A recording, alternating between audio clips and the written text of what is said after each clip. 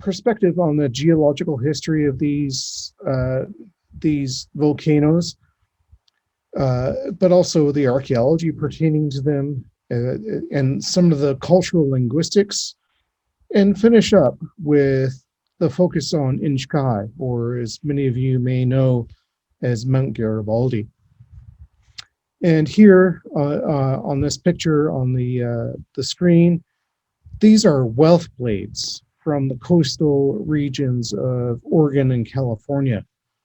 And these are not functional implements. They are things that were made by specialists that were created for high-ranking people in indigenous societies, i.e. chiefs, to waste. They would break them and then distribute them across society. And that was a sign of wealth.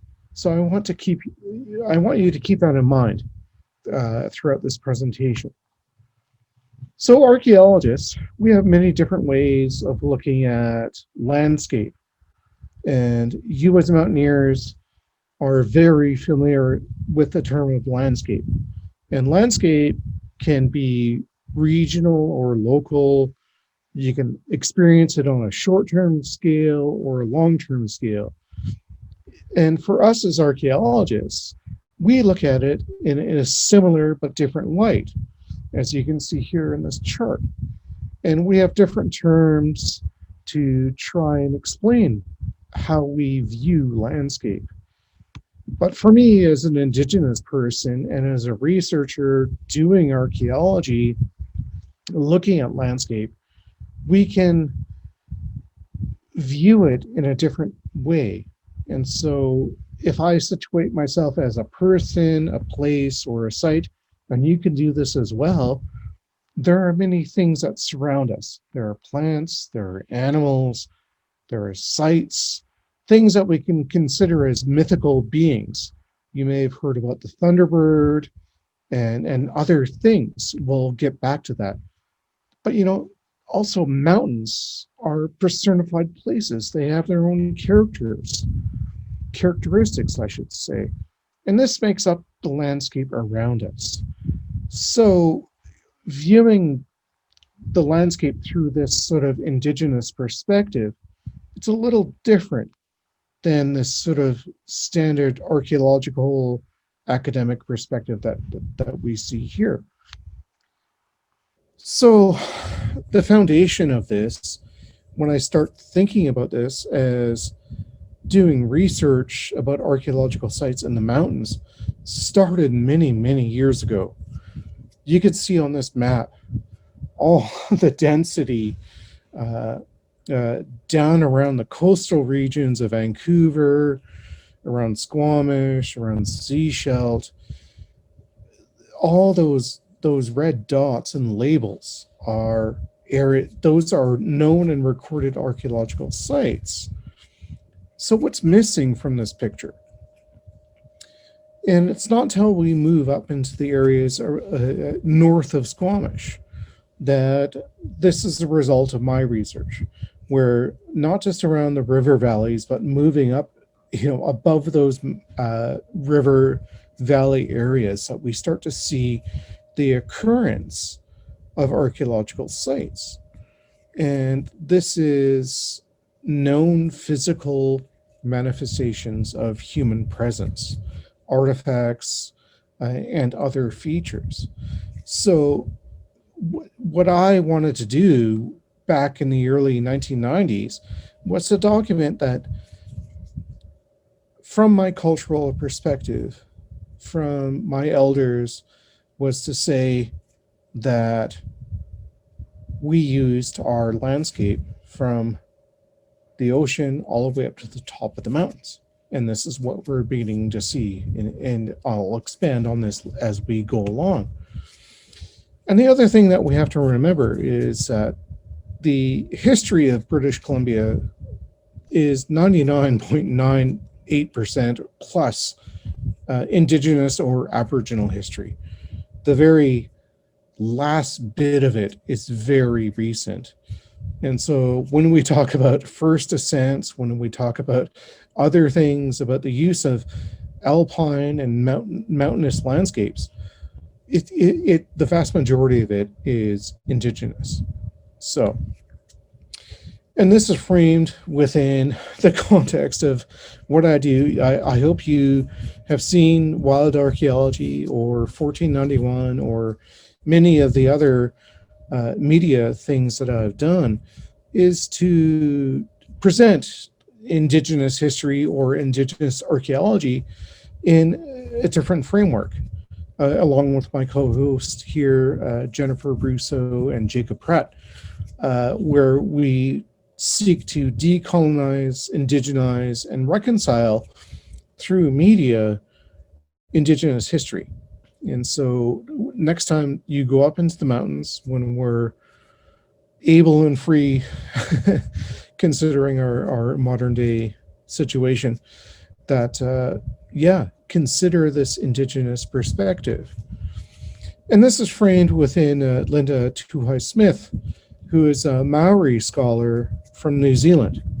And she presents 25 different indigenous projects on how we as academics can kind of reconfigure the understanding of indigenous history. And in this context tonight, claiming, storytelling, and all these other things here, that's what I want you to think about.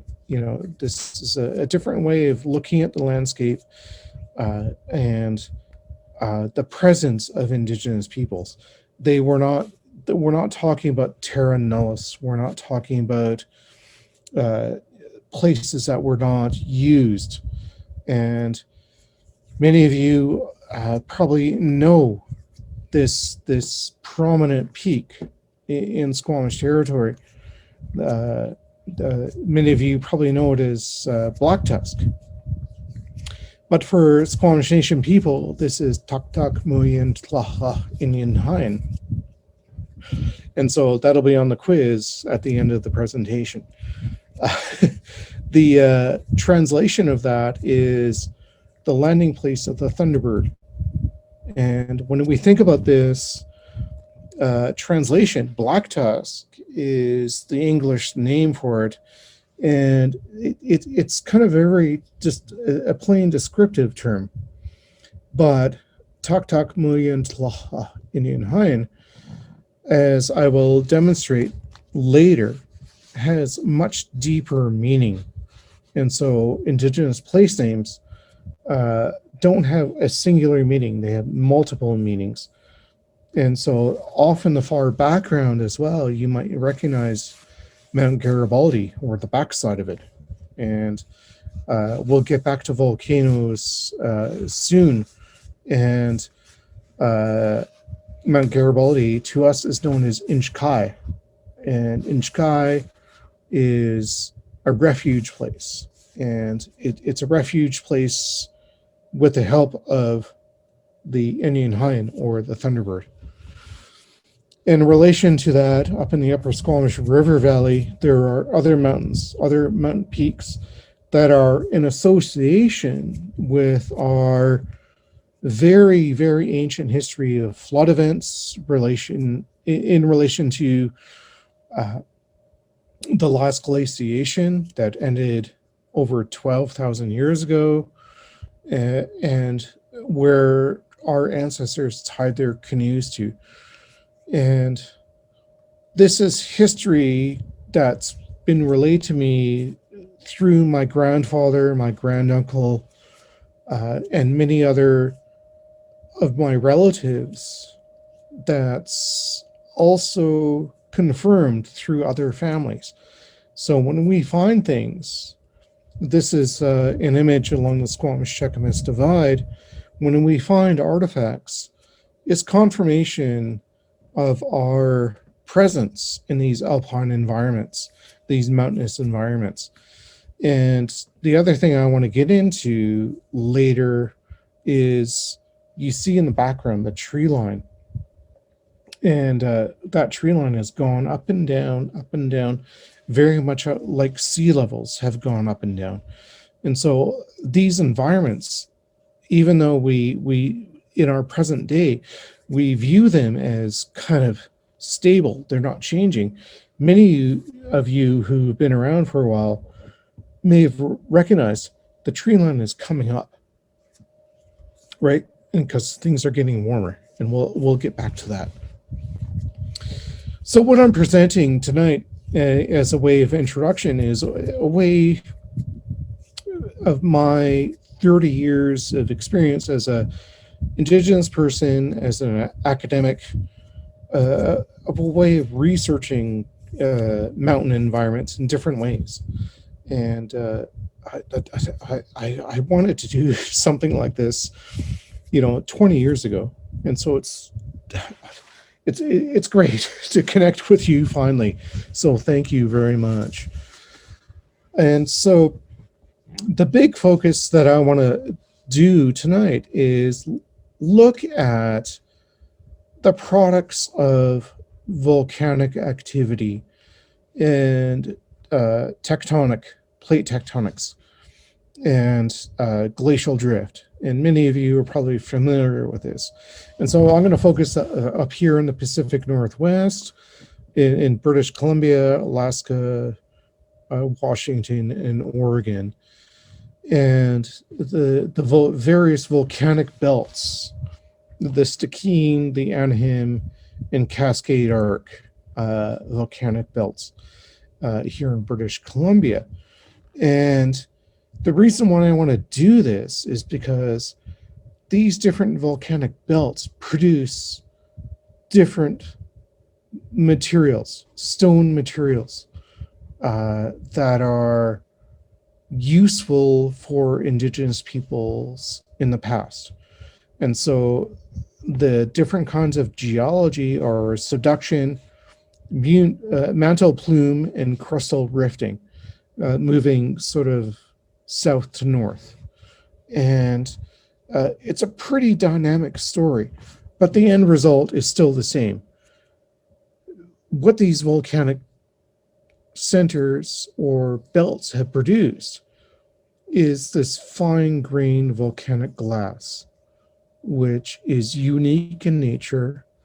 It is some of the most incredible stuff that you can use if you were hunting and gathering and living in this variable landscape from the oceans up through the montane up into the mountains.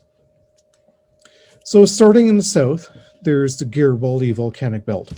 And here you can see in this slide, there are many volcanoes, many vents, but I want to focus down here on the south to start, and we'll move up to the Mount Garibaldi area, up to the Silver Throne Kilt area as we go along. And for the most part, this is a subduction zone. We have the Juan de Fuca plate and the North America plate and the Pacific plate all going, doing their crazy things. And of course, as we all know, you should be familiar as mountaineers, this creates volcanism. And the Garibaldi volcanic belt is the northernmost part of the Cascade volcanic arc. But up here, as opposed to like areas like California, we have here in British Columbia some of the most fantastic, incredible, mind-blowing features related to glacial ice and volcanism. You probably all know about the barrier, but there's also the table. Garibaldi Lake was created by the barrier. It's at Mount Price, as you can see. I wish I could paint the area, but you all know Mount Price and Mount Garibaldi to the right of the slide there, and you can see the lava flow in that image, and that lava flow hit up against glacial ice and created that castle wall that is the barrier, and that's in a very important structure, both geologically and culturally.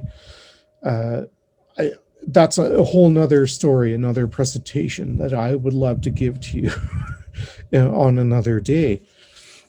But looking across the Garibaldi volcanic belt, many of you who've probably been up to Mount Keeley, Mount Fee, Black Tusk, these are areas that are both volcanic but have been shaped by glaciers as well. And they are very predominant and are incredible places to be. And I miss going up there. I'm getting a bit older, and I used to go up there every year. And in recent years, it's been getting tougher. So, but further south, we also have in this image here the Watts Point, which is one of the more recent representations of volcanism in the area.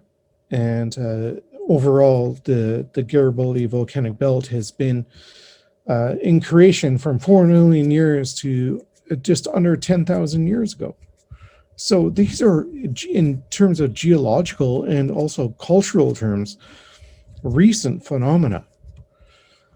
And if any of you are interested, you can check out my PhD dissertation or some of my publications that I'm be very happy to provide, where in this upper right-hand side, you can see these columnar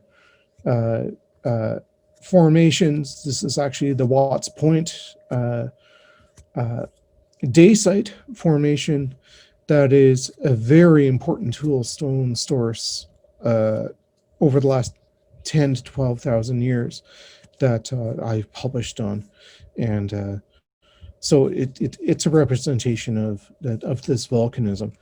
But moving north, there's the ANAHIM volcanic belt. Many of you probably been up into these areas, and these are unique geological formations that have occurred over the last series of millions of years. And the important thing is here is they go old to young on a west to east axis, as you can see in these time series, 15 to 13, 9 to 6. And it's because they are spot volcanoes, and they're not as a result of subduction. They're hotspots, just like the islands of Hawaii. And so this is totally different geology, all right? And so the big thing that we have to remind ourselves here is how the geology creates rocks and materials. And so this process is a lot different. And so the chemistry of the obsidian and those things that we're going to look at in more detail as we move along are a lot different. And as we move north into the Stikine volcanic belt, we're in northern BC going into the Yukon in Alaska, we're looking at places like Mount Ziza and Wiki Peak and other areas. And these are much more ancient creations of volcanism. And of course, much more ancient obsidians. And so further back in time, this is when the tectonic process we're pulling apart.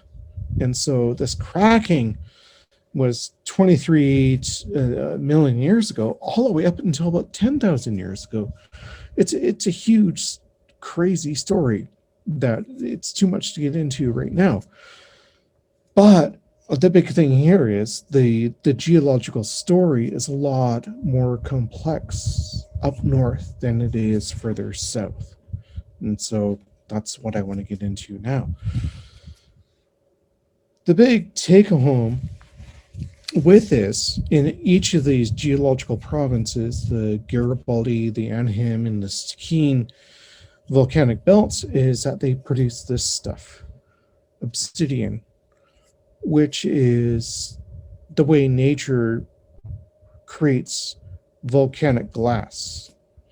And if you've ever maybe had a few too drinks or broken a beer bottle, what have you, you know that glass is very sharp, right?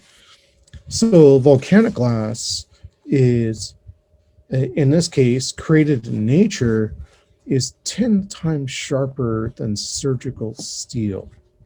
All right. And this has been proven. If you want studies about this, there's a faculty member out at UBC who had tendon damage on his wrist. He got surgery done on his wrist, and he recovered much faster.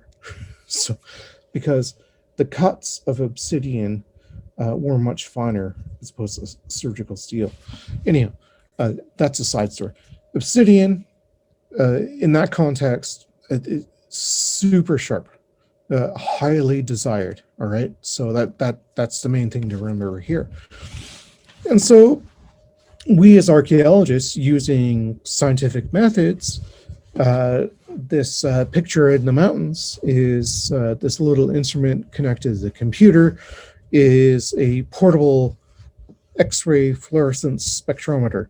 And essentially what it does is it shoots out X-rays that excites elements and electrons in the sample, as you can see on the above image on the other side, that tells us how much of an element like iron, strontium, yttrium, and so on. And we can use that very similar. Many of you probably know CSI. They go fingertip. Let me get my finger in there. Yeah, they can go, we know it's you, right? Obsidians are so homogeneous to a certain extent. Their fingerprints are so characteristic of a place. And so we can go, this is from here, this is from there, this is from here. And so this technique called X-ray fluorescence is ideal to pinpoint artifacts to a geological source. The main thing that we need to do here is to go to the geological source and get enough readings to go, we understand the variation in that source. And we'll get back to that. That's really important. And so here is a map of northern British Columbia obsidian sources. Wiki Peak, Hoodoo Mountain, Idziza, Sumez Island. Some of them are in Alaska and other areas. And but this is the distribution, the smaller dots, the smaller black dots of Idziza as it was a few years ago. And Mount Idziza is one of the most incredible sources of obsidian up in the Alpine country of British Columbia and throughout North America. My old supervisor, Knut Fladmark, said, it's the biggest source that's the most widely used. And it's used from all the way into now central Alaska, central Yukon, all the way over to Saskatchewan, down into Washington. And so it's an incredible material. It's big. And so throughout its research history, there were 10 sources or flows from Mount Idziza that were known. And across BC, there are 6 so other sources that were known. So sorry, Mount Ziza has 10 known sources, but throughout BC there are 10. Sorry. Throughout BC there are 6 known sources: Ziza, ANAHIM, MACKENZIE, Ugachutes, and KINGCOME. Each one has a number of different flows, but the big thing is here that they're all way up high in the mountains. They're hard to get to. So people had to know how to mountaineer in ancient times to get to these places. And so we think about climate change, we think about the environment, right? And so what were some of the things that people had to think about? So previous research in terms of Mount Ziza, that, yeah, it identified 10 different flows. And its earliest use was just over 10,000 years ago. But the early research showed that 3 out of those 10 flows of different kinds of obsidian were used. We now know through better technology that all 10 were used. So this is really important in terms of social and economic distributions of materials. And we look at the importance socially of Mount Ziza. It's refers to as the term in the Athabascan or Tahltan language as ashes in the sand. But when we add the suffix to the beginning of that word, eds or ats, it refers to flakeable stone, black flakeable stone. And so this is in specific reference to the material from this place. And also people that I've talked to from the Tahltan Nation, they refer to, if you want to quarry or gather this material, you have to go under specific training and approach these flows in a certain way. And if you don't do that, bad things will happen to you. So, think about this as mountaineers, how you approach a mountain, how you view the landscape. And further south, there's ANAHIM Peak, which is a hotspot volcano named after a Chilcotin chief. And the Chilcotin name for this is Bes Butata, or Obsidian Peak, and it's very prominent. And the cultural teachings here are about, if you want to go up that mountain, you have to speak in the Athabascan language and introduce yourself and to respect that mountain. And if you don't do so, you will not get the material that you want. And as opposed to Mount Ziza, this is a very homogeneous source in terms of its geochemistry. We're looking at something that's very easy to detect. It's only got one flow. And then there's Mackenzie Pass, which is named after Alexander Mackenzie.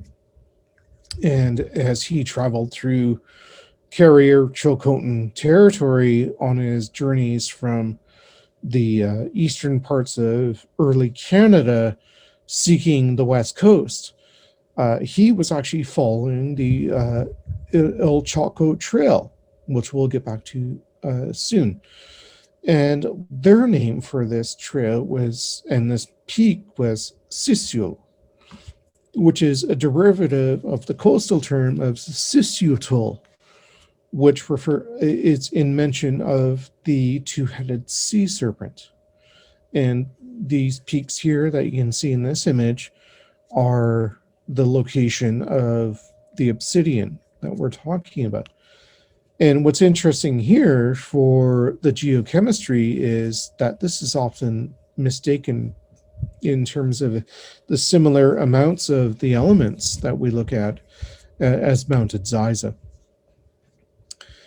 And further east along the Chilcotin Plateau, those kind of chain of volcanoes is Ugachutes. And the term for this peak is currently unknown, but it's also a provincial park, and it's also located along the edges of what we refer to as grease trails. And I'll get into this a little more as we go along. But Ilgatshoots, as a obsidian source, has two sort of geochemical varieties. And here's a general map of some of the trails, this grease trail from sort of the area around Quesnel down to Duhulk territory of Bella Coola. And these grease trails go right by these sources of Ilgatshoots and ANAHIM Peak. And if you've walked or hiked in any of these areas, you've probably seen these volcanic materials, these glassy artifacts. And these trails are all throughout the Pacific Northwest. The picture of me here is up in Babine Lake territory. It doesn't show it very well, but there's a blazed tree and a trail just off to the other side. And the upper picture on the other side is a trail up in the Mount Ziza area, and down below a historical picture of one of the grease trails on the central northern coast, and you can see how down cut they are. And one of those histories that were shared with me when I worked up in those areas doing consulting archaeology is young men who were brought up by their elderly uncles and fathers and grandfathers, is that they were to tie a pine tree to use later in life, that they would use as a walking stick. So as they grew, they were supposed to tie it at knee length. And so by the time they reached elderly age, they could use it at hip length as a walking stick. Anyhow, there's so much to go into here that in 45 minutes to an hour is hard to do. But moving south, the KINGCOME obsidian source is also known as Mount Silverthrone. And this is at the upper reaches of KINGCOME Inlet. And this source was formerly known as Central Coast Unknown A. And we'll get back to unknown obsidian sources. And we know from the archaeological record that this material from this place high up in the mountains, really hard to reach, was mostly used from 5,000 to 2,000 years ago. And I just want to focus on Inchkai in Mount Garibaldi, which is in my home territory, is a mountain shaped by what we refer to as highs, or the Transformer brothers. And they shaped this mountain with sling stones, and causing it to be a different shape than a typical volcanic peak. And they are depicted here on a pictograph in Central House Sound, where you can see the four brothers traveling in their canoe throughout Squamish territory. And Inchkai, or Mount Garibaldi, was much different in the ancient past. It was a much bigger mountain, but when they landed in our territory from the sky down at Point Grey, which is called Oak Sun, or what is now known as UBC, they had a contest to throw sling stones, and they transformed this mountain into what it looks like now. And that's the result of the Chikai fan, different geological features. But Inchkai is, the literal name is a dirty place. It helps us as Squamish people to predict the weather. And it was a refuge for us in ancient times, when the glacial times left and the sea levels changed. And The sea levels here on the northwest coast, depending where we are, were dramatically different, as you can see in this graph, either higher or lower, depending on the age or location, all up and down the coast. And here in Coast Salish territory, we have rich history about this, and it relates to our social networks.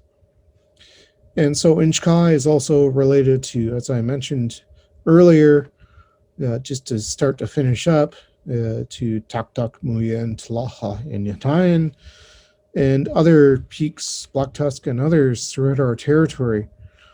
And these are represented in pictograph images or rock art images at the bases of these mountains, where we see the Thunderbird shooting lightning from its eyes, particularly in this image.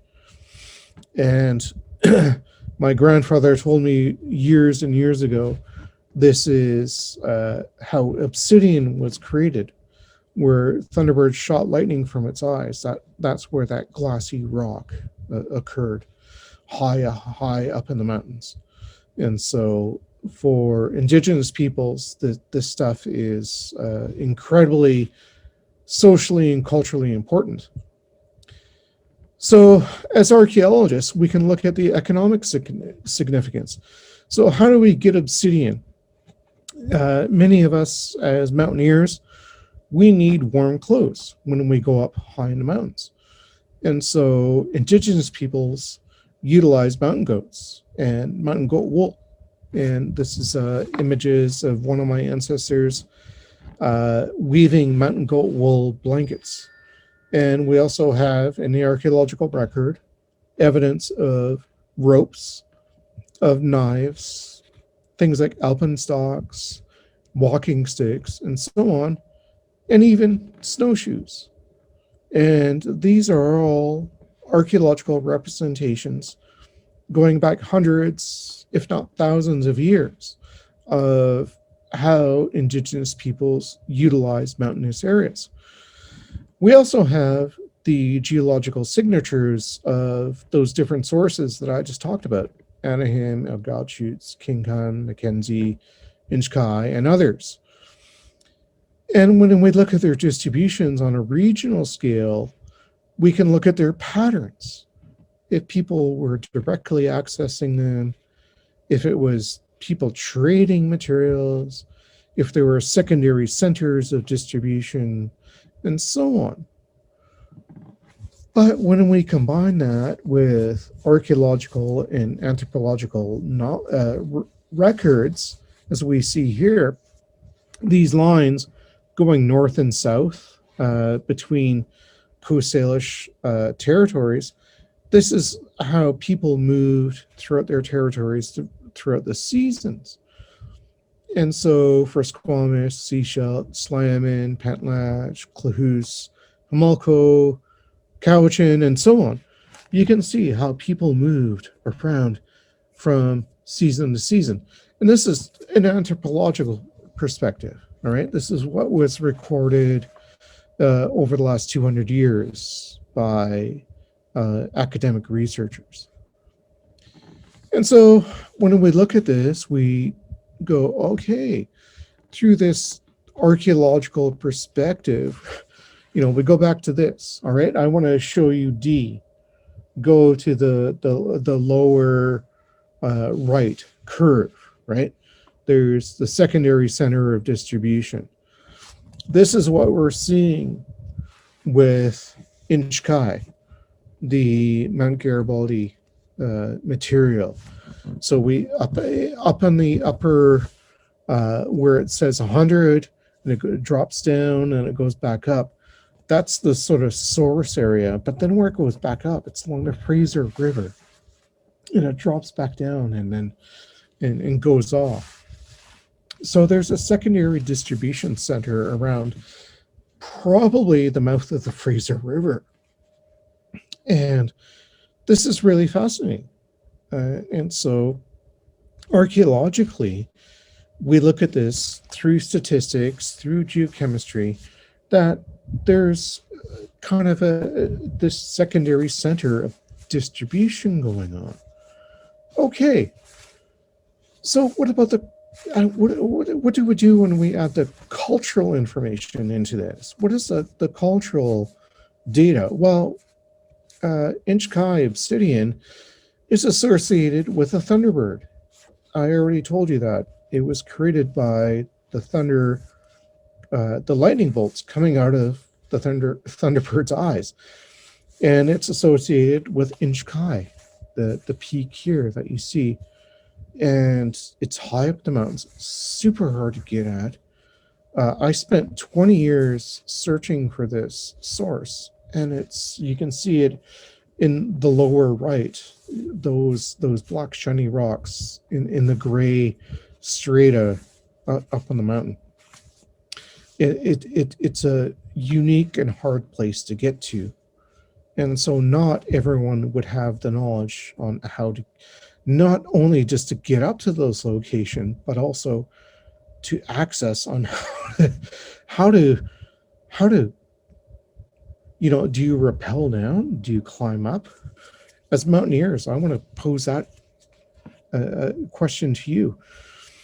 So how do we relate this back out into the broader cultural landscape?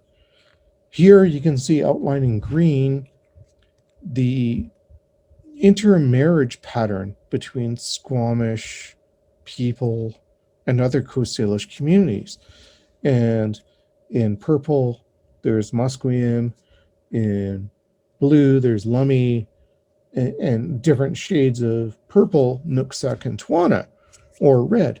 And you can see, as a result of Coast Salish marriage networks and our social structure, as we see here, demonstrated through previous research, and marriage patterns documented in historical times, and also going just into pre-contact times, who were married to who, right? And this is all statistically analyzed by cultural anthropologist Dorothy Kennedy. And so what I've done as an archaeologist is we go back to this map here, this area outlined in green, is to kind of redraw this in this kind of rough area that you can see on this map and plot the densities of Inchkai or Mount Garibaldi obsidian as kind of a social marker in different percentages of who were relating to who. Because since it was really difficult to get access to this place, you had to have had social relations to people, just like when we do as mountaineers. It's like, how do you show me that route to get to that peak, right? How do you show me that way up that mountain? How do you show me that route to get to that place?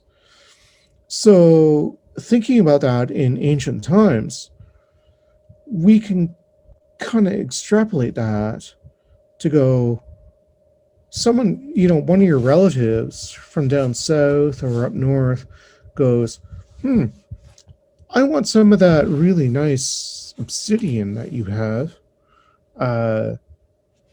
Show me how to get it. Well, you might go, okay, I can take you up there, or I'll just grab some myself and then trade that to you. Okay, so then we look at what's going on here. Okay, so we're thinking about there's a secondary distribution center. We've demonstrated that. So considering all this and looking at this, we can generate a heat map. And many of you may have been familiar with this. So Inchkai is up in an area, I hope you all know where Mount Garibaldi is. But then we see these differential areas where this material is occurring along the Fraser River. And so this is a really strong indicator that there were strong social and political alliances in the ancient past uh, in these areas. Okay, that's kind of cool, right? So what about what was it called, KINGCOME, right? The one for just further up the coast. Here's the heat map for that. People have a different social network. They're moving materials and interacting in a different way. And when we look at the broader literature throughout the Pacific Northwest, this is another heat map of researchers, my colleagues down in Washington and Oregon, looking at other big obsidian sources, Obsidian Cliffs and Newberry Volcano, and their heat maps. And the smaller dots that you see throughout the Pacific Northwest, those are very minor representations of the materials from Newberry and Obsidian Cliff. So yeah, and when we look at social cultural boundaries, people speaking different languages, people further south in Oregon are speaking an entirely different language dialect as opposed to those further north in Washington and British Columbia. Washington and British Columbia are Salish. Further south in Oregon, they're Sahaptin, what we refer to in linguistics as Paiute or Sahaptin speaking languages. So when you think about how people exchange and interrelate to each other, if you don't speak the same language, you're not going to exchange things. There's a barrier. And so how we look at things move across the landscape, it starts to become very apparent. And so what I want to get to is that Indigenous names about these places both have social and economic importance, and also social, spiritual meaning. And so that's what dictates how these things move from these high mountain areas down into coastal areas. And there's no one way to define these places. There's no one way to literally translate them. There's reference to their use over different time periods that we see in the archaeological record. And there are certain protocols that various Indigenous peoples would have had to gone through, not only just to access them, but through exchange and prerogatives, through ceremony or cultural links that would have been very important. And if you wanted to access them, even from the culture group that you exist in, it would have required some spiritual and physical training, much as what we do as modern day mountaineers. You know, before I go even consider to go up into mountainous areas, it's a spiritual and physical, you know, it's like you have to prepare, right?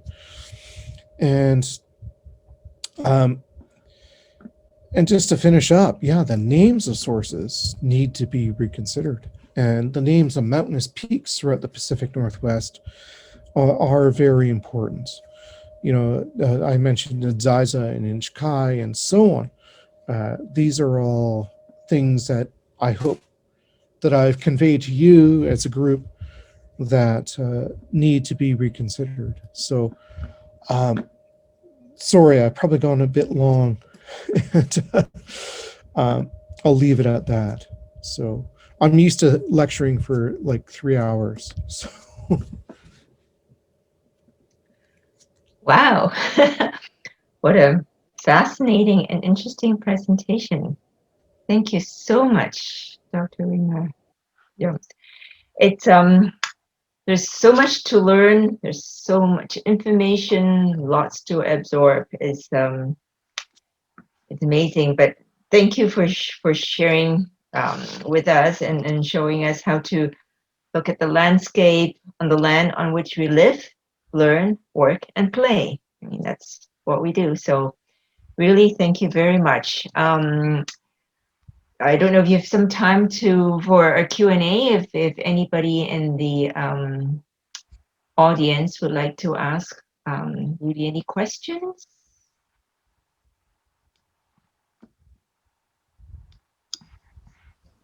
Being that we have this many, Kathleen, you may want, if anyone has any questions, What I mean? it would be good just to text a question if you have them. Sure, if they want to send it through chat. Yeah. And then, yeah. Sorry, Yeah. who are we sending the note to?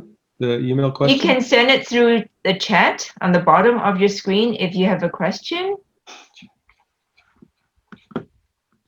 I don't want to send this by text, Rudy, because it's I don't type very fast these days, and it's probably a bit lengthy.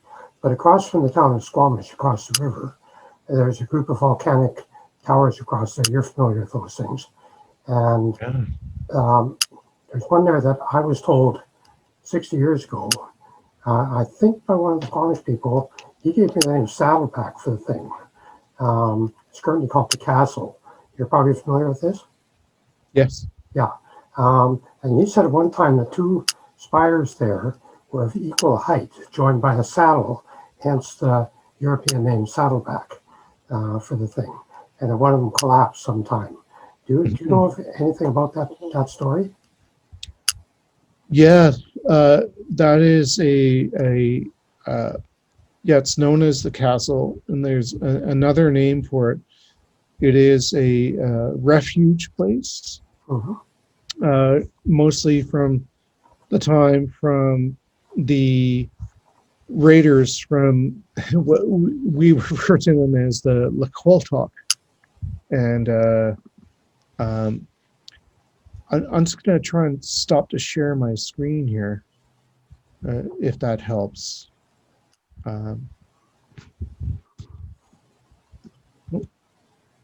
But yes, those are a very much older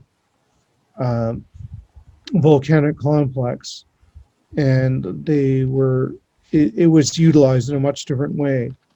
And if you're interested, I shared some of that information with a colleague at Douglas College in relation to a defensive site. That's where people would have retreated. So if you kind of think about Lord of the Rings and Helm's Deep, that kind of would have been a Helm's Deep for the Squamish people. Interesting. Yeah. Thank you. I have a question from Devin Dennis. A secular recreationalist, how can we be responsible to recreate in your land? How to which?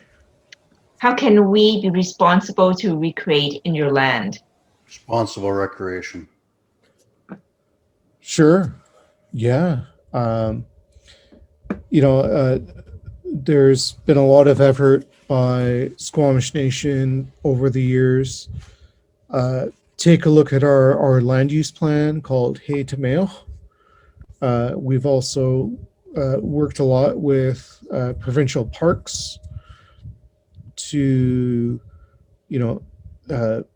present and promote Indigenous culture. But you know what? The other time, there's a lot of stress on sort of quote the backcountry areas of not just Squamish territory, but other Indigenous territories that are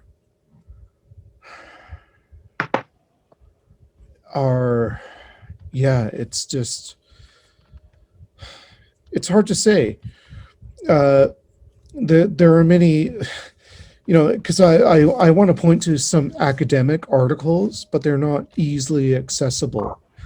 But there's a long history between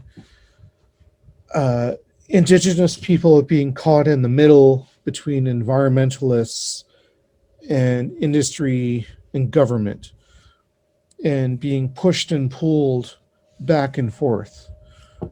And it's depending on the context and what's going on, if a community is trying to do this or that, it may be in contrary to what an environmental group is doing, or what the government and the industry is doing. So there's been long kind of a interesting dilemma for Indigenous communities to try and deal with where they are situated. And so this may be either through their chiefing, yeah, I hate to use that term now, chief and council, or, you know, their elected leadership or their hereditary leadership. And so even within Indigenous communities, you have different factions, no different than non-Indigenous communities that we look at modern day politics and industry. There are different perspectives. So there's many things to consider there. And all I can do is just say, do the best research that you can and listen to as many people as possible, you know, and that's what I've learned over the years. And that there's no one best answer because so many of these issues are complex. Yeah, I'm sorry. I have a question from Meredith. Thank you, Rudy, for sharing your knowledge with us. Could you please share any resources that I could learn more from in my own time? Certainly. If you want to watch stuff online, I encourage you. I'm sure many of you may or may not know about APTN. Yeah. I have, there's a couple of TV series on there called, one is 1491, which is based on a book about the Indigenous history from an Indigenous perspective prior to contact with Europeans. But there's also 2 seasons of wild archaeology. And also feel free to reach out to me for my, you know, harder to get academic publications related to what I talked about today or other things. Just send me an email to rudyr@sfu.ca or just search my name at SFU and you can find my bio and send me a message. You know, I'm always happy to contribute and share my publications and works. Thank you. Another message from Greg Hamilton. Are there noticeable differences between the heat map for Obsidian and the general population areas? Meaning, was there small groups that kept control of Obsidian? That's a great question. The biggest thing with those heat maps, they are based on only the data that we have. And I'm always trying to increase the database that I have. And so what goes into that is you need a huge reference library. So I mentioned Inchkai or ANAHIM. And I need to examine like 30 to 50 samples from across the entire geography of that mountain. And I need readings. And then only then I can be able to be confident statistically, scientifically to go, I can go, this matches to that. And it's a big database. I have a database of almost 100 sources across the Northwest with thousands of readings on source samples and artifact samples. So it takes a lot of statistical and just sort of intuitive and intellectual sorting. So it's a process. It's there's a saying in science. It's not a magic box. It's not you input data and it outputs data and you get this magic result. That's not what I'm doing. There's no way I could do that. And if I were doing that, other scholars that do the same thing in other labs would call me out. So I'm pretty confident in my results. So Great. A question from Matthew. Can you speak to a mountain goat herder legend explaining mountains in the Tantalus Range near the entrance to the Squamish Valley? oh yeah, that's known as Sea Wolf. And Sea Wolf is the name for the whole Tantalus Range.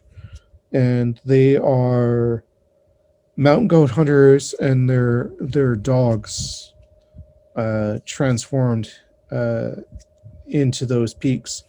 The bigger peaks being the hunters, and the smaller ones being their hunting dogs. And the story there is back in the time of chaos, our people were untrained, and they were taking advantage of the resources, taking too many salmon, taking too many mountain goats, taking too many deer. So in this case, these young men, these hunters, were high up on those peaks, and they were just like obliterating the mountain goat herds. And the Hahais, they came along and said, "You're doing this wrong," right? And they said, what do young men do? I won't say it here, but they were high on life. They were, where they were, and they were chained to stone, them and their dogs, right, to keep the herds, preserve the herds, and that's a lesson, right? And that's just one lesson among many. Some of them are more public that I can share, like this. Others are deeper in our history that we can't share. So, but those are just some examples of our cultural knowledge and history that are viable. And this translates to what we see in the archaeological record, and how a certain, what we refer to in archaeology as resources, right? Things that are stone, that are bone, that are plants, that were utilized by our ancestors. So, yeah. Thank you. A question from Murray. Can you suggest some readings to us in the chat or elsewhere? Oh, gee, yeah. It depends how accessible it is, but if you're looking for examples here at SFU, check out the Bill Reed Center for the Study of Northwest Coast Art, SFU Archaeology. Just search me on my SFU bio page. Send me an email, and I'd be happy to share a lot with you. There's web pages not just for myself that I've done, but also other faculty. Look up Dana Leposki. She's got a great site with the Heiltsuk Nation up on the Central Coast. There's a lot out there. So just connect with me, and I can send you a lot of resources. Thank you. From Paul, are we as mountaineers, more specifically as BCMC members and leaders, doing things that we should not be doing? For example, building trails, advocating for recreation in the Pinecombe. Yeah, great question, Paul, and thank you for that. That's really important.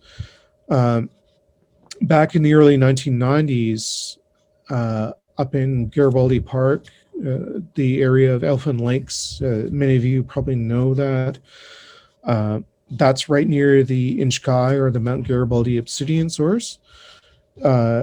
There's a site there just as you go north and down slope into that there's kind of a saddle or a col, but there's a huge obsidian workshop site there. So for many years, that site was transected by a trail, and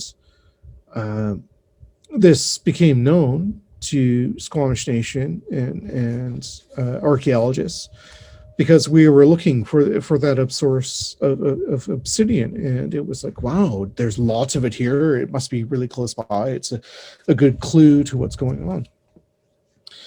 And so in conversations back then with the parks and people, hikers and mountaineers, it was like, does the trail really need to go through here?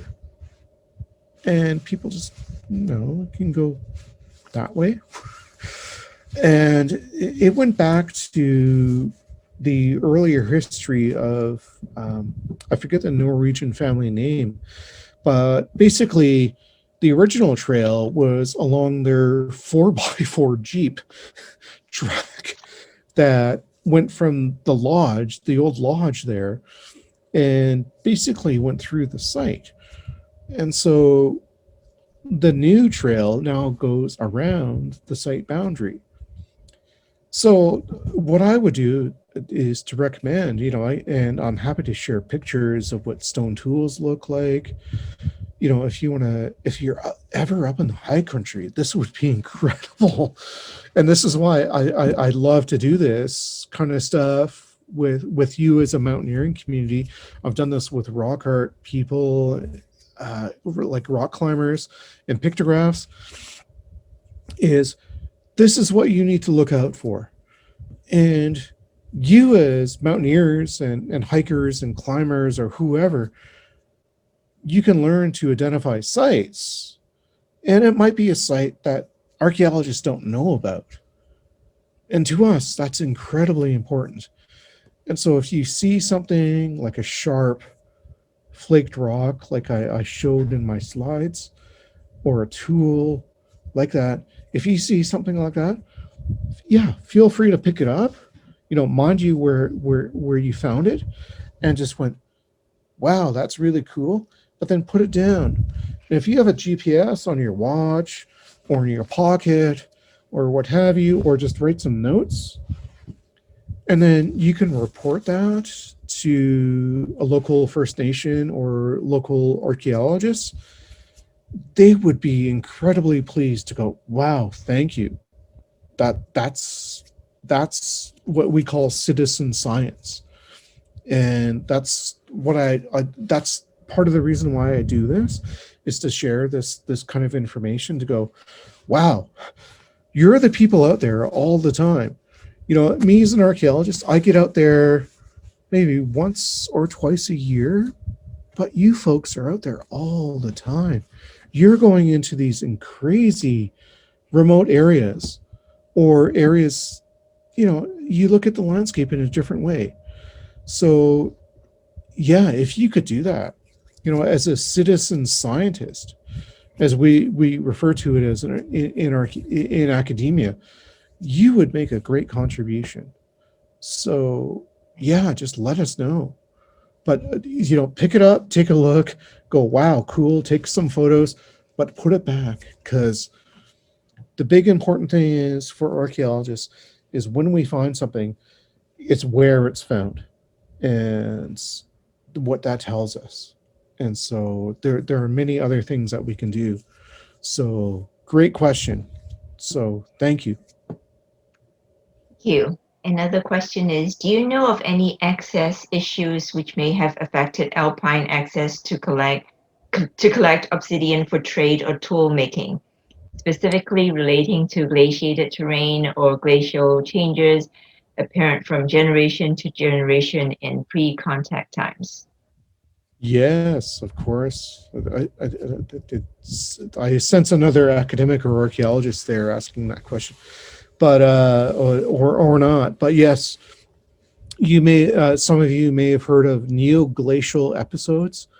In the last, I mentioned that the big glacial episodes in the last, that ended at 12,000 years ago. But over the last 10,000 years ago, there have been these glacial episodes throughout the Pacific Northwest, and they're quite variable. They hit different areas up and down the coast in different ways. And in particular, for Inch Kai or Mount Garibaldi, we see these glacial advances known as some of you may have heard of the Little Ice Age. And there, over the last 10,000 years, there have been similar little ice ages over time. And they occur in different ways up and down the coast. And so myself, I found that Inch Kai or Mount Garibaldi was totally cut off in different times. And we see this in different times. There's no obsidian coming down out of the high country. But for other sources, it's still coming down. And so the environment is variable, just like I talked about with sea levels. These neoglacial episodes have also varied, and so that's something we need to explore more. But it's with the help of people doing research and experience in the high country that we can start figuring that out in more detail. Thank you. Another one from Pauline. Are you familiar with the work of Zach Robinson, a scholar and mountaineer of Cree heritage of the U of Alberta? He has done work of Indigenous relationships with the Rocky Mountains. No, I'm not, but I'll definitely look that up. The Rockies are, compared to the Coast Range and the different mountain chains that I've talked about here tonight, are I have to admit, a totally different beast. And I do touch on that in my master's thesis in terms of the different environments and the different kind of archaeological record from area to area throughout the broader Western North America. So thank you. I'll look into that. Okay, thanks. From Philip. In any sort of organized movement to rename mountains, is there a preference for learning the original pronunciation or for creating accurate translations of the traditional names? Yeah, this is something I have been doing throughout my research, proposing that in archaeology, when we look at Mount Garibaldi, for example, the term Mount Garibaldi was applied to that peak by Captain George Vancouver and his crew, who arrived in the late 1700s. And Garibaldi, depending on your perspective of history, was either an Italian patriot or a villain. So, it's variable. We have, I have a course here at SFU called Indigenous Perspectives of Landscape that explores place names and many other topics. But Mount Garibaldi is one example of what I would refer to as something as an imposed place name that has very little to do with the long-term history, the very ancient history that actually applies to that mountain. And the landscape, that includes the archaeological sites, but also the cultural information associated to it. So, Squamish Nation is working on, trying to rename these places. And other Indigenous nations are trying to do the same. And, that's not to discount what the earlier name, the colonial name was, but it's just more of a recognition of deeper history. Okay, thank you. What is the furthest location an obsidian belonging has been located from Mount Garibaldi on archaeological record? Currently, it's considered a small source. It's a single flow, high in the alpine. It's hard to get to. Culturally, it was probably restricted access. People who only knew how to get there or how to utilize the source were allowed. We have a term culturally, it's called NEMA. It's, certain people would have been forbidden. And that would have certainly applied to a place like this. It has, as I indicated in my presentation, strong history that is tied to a lot of that. And but that's not to say that it wasn't, people were not allowed to utilize it. So people were probably gathering material from the closer communities and then brought it to distribute to others, as I showed on that graph. And as a result, we see that distribution. And there are differential distributions for other sources all across the Pacific Northwest. The Adziza source, which has 10 sources, shows a very similar distribution where the best quality stuff is closer to the Tahltan home community, whereas the lesser quality stuff is shared out beyond, right? And so who's getting the best stuff? It's probably the ones that you're more closely related to. Who's getting the secondary quality stuff is probably the stuff that are your more distant relations. Great. Thank you, Rudy. And I think that's all the questions we have. So thanks again very much for this fascinating presentation. And before I signed off, I just want to remind everyone that of the January socials, which will be on January the 12th. And Gretchen Leggett is our presenter, and her presentation is bike-supported skiing and mountaineering. So that would be another interesting one. So don't miss the January 12th, January 12th socials.